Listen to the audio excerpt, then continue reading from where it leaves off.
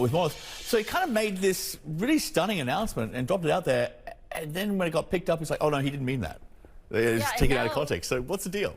Yeah, so now China is in this position where it's defending the efficacy of its homegrown vaccines after this top Chinese health official made this rare admission about the relatively low efficacy rates of China's COVID-19 vaccines. The comments were made over the weekend. They quickly went viral. They were censored in China, and state-run media, they have been pushing an interview with the official in which he backtracks on these comments, saying that these reports about the admission are, quote, a complete misunderstanding. Look, this all took place as a result of his comments at a conference in Chengdu over the weekend, where Gao Fu, that's the name of the CDC China chief, said that the protection rates of existing vaccines, quote, are not high. He also laid out a series of options to address the problem, like increasing the number of doses, increasing the interval or time between doses, as well as mixing vaccines, mixing mRNA vaccines with the more traditional vaccines made in China.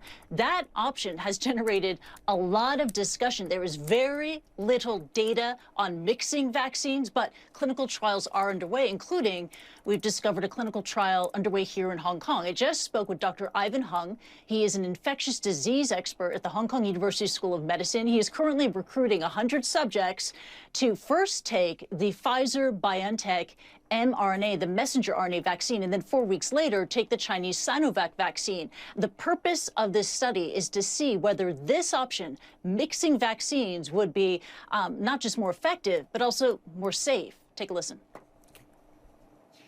This could be rolled out, of course, as one of the strategies, especially to tackle the variance problem, and also to address the issue that some of the individuals who have received perhaps receiving the BioNTech or the Sinovac vaccine, and then have allergy to that vaccine and would like to switch platform for the second dose.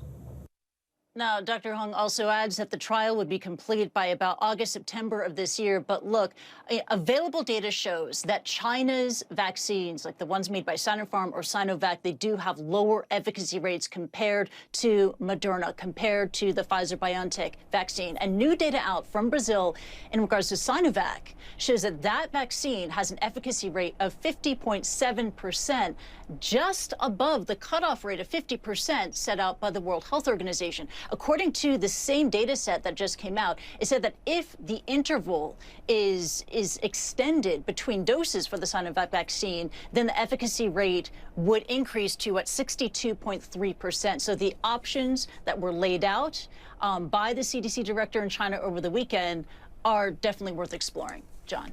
Yeah.